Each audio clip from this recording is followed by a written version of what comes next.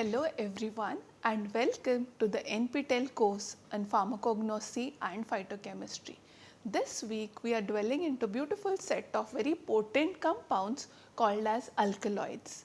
In the previous session we learned that alkaloids are nitrogen containing compounds which are pharmacologically very active, that is they have CNS effects, they have effects on our whole body and they are very potent in even minute concentrations. We learned that they are derived from amino acids and have nitrogen. Apart from nitrogen, sometimes they also contain oxygen, but that is not a mandate.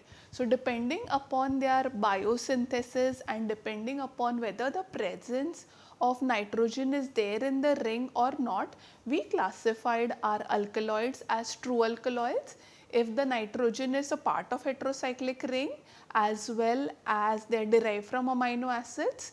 We call them pseudo alkaloids if they are not derived from amino acids, and we call them proto alkaloids if the nitrogen is outside the ring, that is nitrogen is no longer a part of heterocyclic ring. We learned few examples wherein we took morphine as a case of true alkaloid, caffeine as a case of pseudo alkaloid and mescaline as a case of protoalkaloid. We classify alkaloids further even on the basis of their biosynthetic precursors. So, few of the biosynthetic precursors of alkaloids are ornithine, lysine, histidine, phenylalanine, tryptophan and so on. So, let us learn them one by one and let us understand the genesis of alkaloids from this set of compounds. As we have defined alkaloids as compounds which are nitrogen containing, many of them have their genesis from amino acids because naturally amino acids have nitrogen in them. So, you will see that majority of precursors of alkaloids are your amino acids. Take case of ornithine. Now, as you see here in ornithine, what happens during biosynthesis is you have a nitrogen and then you count the further number of carbons. Let me just put it as 1, 2, 3, 4. Now, what happens is if you just cut it off like this and cyclize it, so you should have 4 carbons, 1, 2, 3, 4. Now, one of the nitrogen is retained and one of the nitrogen is eliminated along with the carboxylic acid. The retained nitrogen cyclizes to form a 5-membered ring. Now, examples of ornithine derived alkaloids include atropine. Now, where do you see this 5-membered ring in your atropine is, just watch carefully. So, this is carbon number 1, carbon number 2, carbon number 3, carbon number 4 and here we go by. So, this is the 5-membered ring of your tropane alkaloids, especially atropine, which has been derived from ornithine. Another case is if we specifically take this ring in your nicotine, it is the same thing. So, you can have 4 carbons, 1, 2, 3 and 4. So, this 5-membered nitrogen containing ring, usually pyrrole and pyrrolidine, generally derived from ornithine as an amino acid. Now, instead of 5, if you are thinking of a 6-membered ring, now this 6-membered ring can be brought in from here, but let us take fresh examples. Take for example erecolin. Now, here instead of a 5-membered ring, you have a 6-membered ring. So, how does that happen? In the same manner, a nitrogen, then start with carbons 2, 3, 4, 5. Break this off, cyclize it. So, I am just putting it as carbon number 1, 2, 3, 4, 5 and I am just putting a nitrogen at the center. So, here you have a 6-membered ring, 5 carbons and a nitrogen. Now, this may vary in aromaticity, sometimes it might cyclize, sometimes it might remain aliphatic as such. A good examples of 6-membered nitrogen containing ring is your erecolin, which occurs in Erica and lobeline. Now the third case is derived from amino acid histidine, generally imidazole types. So here you see this kind of breaks off and the contribution of your imidazole moiety is given by that. In many of the cases you will also have observed that many of these nitrogens acquire in amino acids, they are all primary, but they methylate and become secondary amines. In addition to that, like the previous lecture, we also discussed, owing to their alkaline nature, they might also form salt with the acids which are present in plant. Few other biosynthetic precursors include tryptophan. Now tryptophan is one of the amino acids derived from shikimic acid pathway. The another amino acids derived from shikimic acid pathway are your phenylalanine and tyrosine.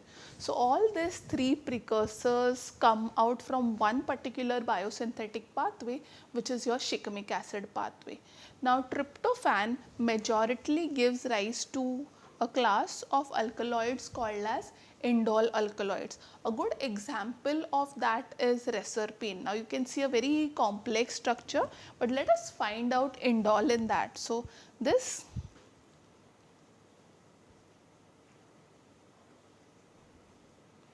is your indole. If you were able to trace it before me, very nice.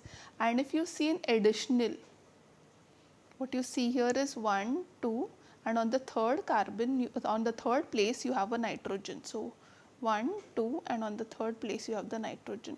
So this part of the indole ring is retained as such. So reserpine is an example of alkaloid which is used in hypertension to decrease blood pressure. And another interesting indole alkaloid is your Vinca. If you heard of anti-cancer drug called as vincristine or vinblastine, they are also obtained from tryptophan as a biogenetic source. Now coming to alkaloids derived from your phenylalanine, this is an example we see even as a case of a protoalkaloid. So here the nitrogen is not a part of heterocyclic ring, so we can call it a protoalkaloid as well. Now we retain the ratio, so it's phenyl. If you remember, phenylalanine is also a contributor of phenyl propanoid, but what happens in this case is we are going to eliminate this carboxylic acid, and as a result what happens is you have a phenyl, you have a carbon number 1, 2 and a nitrogen at 3. So you have carbon number 1, 2, nitrogen at 3. The subsequent methylation is done by other compounds with help of enzymatic processes. So ephedrine is one example of alkaloid which is obtained from phenylalanine as a precursor. Okay. Now we go to alkaloids derived from tyrosine. Tyrosine is very similar in structure to phenylalanine. In fact, it is hydroxyphenylalanine. Now what happens here is, apart from the carbon number 1, 2 and nitrogen, you will also have a hydroxy contribution happening over here. Now in some cases, because of biosynthetic arrangements, it may get little rearranged, but we can definitely trace the biosynthetic part of it. So you can just see one example. I can just quickly show you. So this is your phenyl, this is your hydroxy, and you can see here carbon number 1. Let me just trace that for you. Carbon number 2, and this is your nitrogen. So you have your phenyl ethyl amine kind of contribution which is given in case of morphine. Now there are numerous structural rearrangements possible, so we have just given you a very simplified version of the biosynthetic precursors. So all these three biosynthetic precursors come from your shikimic acid pathway. Another biosynthetic precursor which comes from shikimic acid pathway is anthranoic acid. In fact, it's a byproduct of shikimic acid pathway, and as you can see, there are some alkaloids derived from anthranoic acid as well. So if you see here, your citrusinine, especially citrusinine 1, here you have your phenyl group, this is the nitrogen part and this is the carboxyl part. So they kind of fuse with other precursors or other biosynthetic parts, join together to give you citrusinine 1. Now we come to the next contributions. Next contributions, if you remember, we discussed one alkaloid as pseudo alkaloid, and this pseudo alkaloid was caffeine. Caffeine is obtained from purine as a precursors, which are your DNA bases, if you remember. And you can see clearly what has been done is you have your ketone substitution, you have your methyl substitution, which is being done to purine, and thereafter you get your caffeine, theophylline and theobromine depending upon the place of methylation. Now the last set of precursors are the ones which are derived from what are called as terpenoidal pathway. If you remember your terpenoidal precursors, we have mainly two, isopentyl pyrophosphate and dimethyl allyl pyrophosphate. Now they join to each other either in a head to tail fashion or in a tail to tail fashion to form long chain compounds. The next set of compounds are sterols. The sterols have 4 rings. The first 3 rings A, B, C are 6-membered rings, whereas the ring D is a 5-membered ring. A very typical of sterols, if you see your steroidal hormones, if you see your plant steroids, generally they come from here. I'll give you one example of the steroidal alkaloid, and that's your solasodine.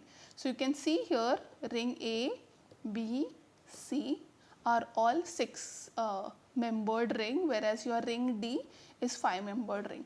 Now what has happened is, same like cholesterol, you have a ring protrusion coming out of it, and this protrusion is generally aliphatic and later on it is cyclized, and this is one major compound which has been used for steroidal synthesis owing to its occurrence.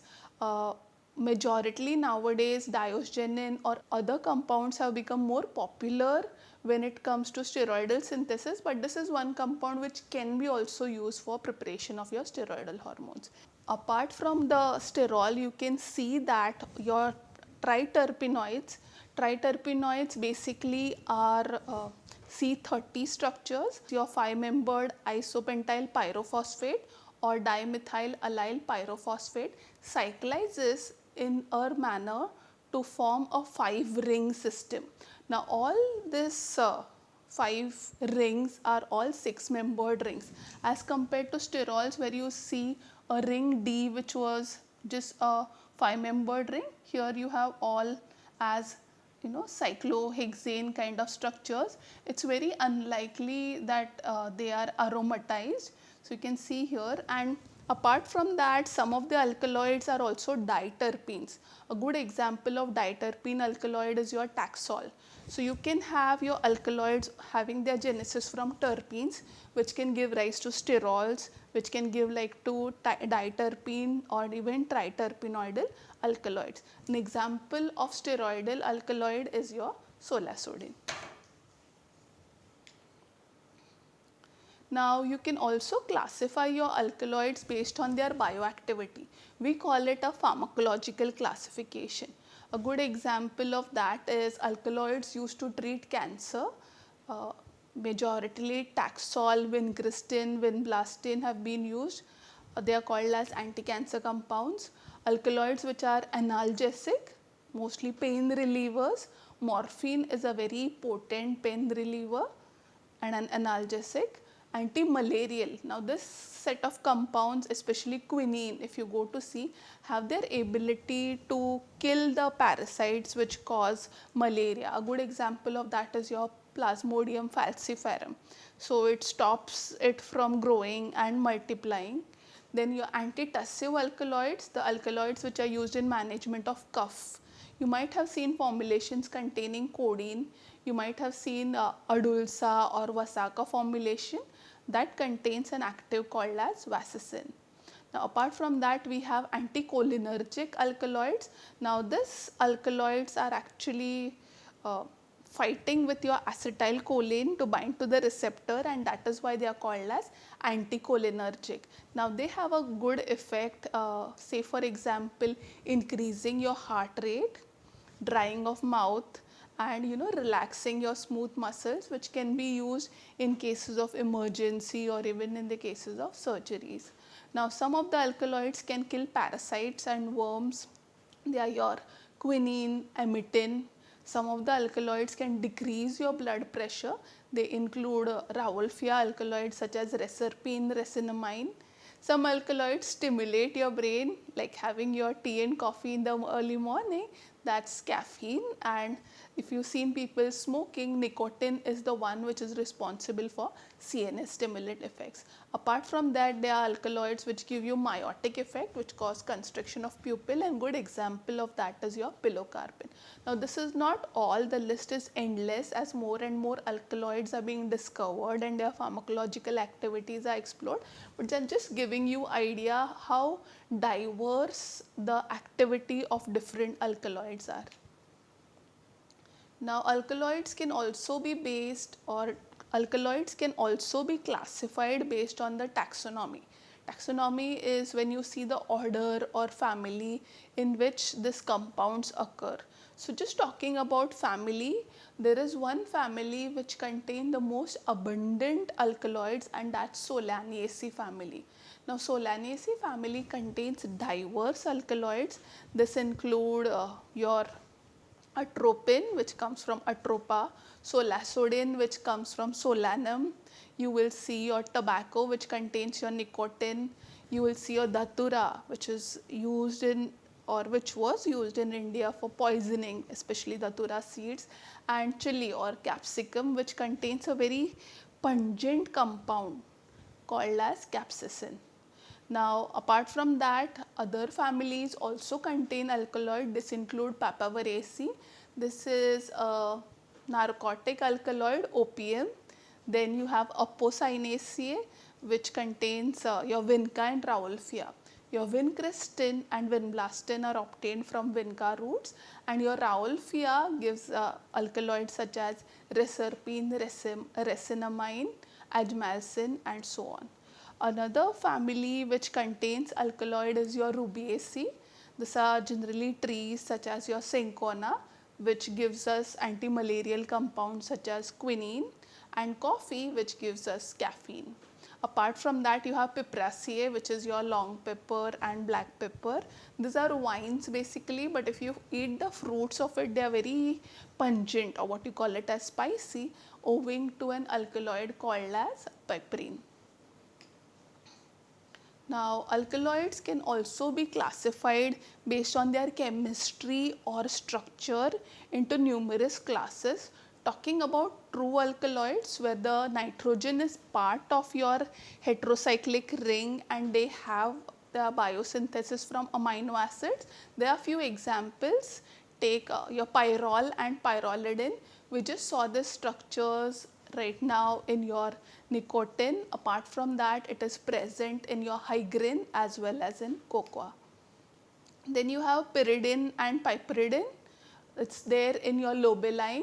We saw the structure recently, and trigonelline, which is present in your fenugreek seeds. Then we have your pyrrolizidine. Pyrrolizidine, a good example of a structure supporting this is your seneconin. Quinazolidine is a structure, it is basically, as you see, pyrrolizidine is when you have two 5-membered ring fused together. Quinolizidine is when you have your two 6-membered rings fused together. So that's the difference, and there is a hybrid of the two. We call it as indolizidine, where one of the ring is 5-membered and one of the ring is 6-membered. A good example of alkaloid containing this is swansonin. Then you have your quinoline, which is a structure present in your quinine, and a compound, anti-cancer compound called as camptothecin. Then you have isoquinoline, which is present in morphine and amitin. Indol, we just saw, it's present in your reserpine and your vincristin, vinblastine. Imidazole, which is present in your pilocarpine and pylocin. Then you have boldenine. Boldenine is a fused ring structure. We call it as a pylorphine structure, and a good example of pylorphine structure is boldenine. An important set of alkaloids are your tropane alkaloids. So in this case also you will see a 5-membered and a 6-membered ring structure fused, but the place or the position of the fusion is slightly different. It's not joint at nitrogen. It in fact has an overlapping nitrogen, but it's actually joint at carbon. So if you see here, the difference between this and this is they just share this part in similarity and a nitrogen, whereas if I have to do this, what they share together is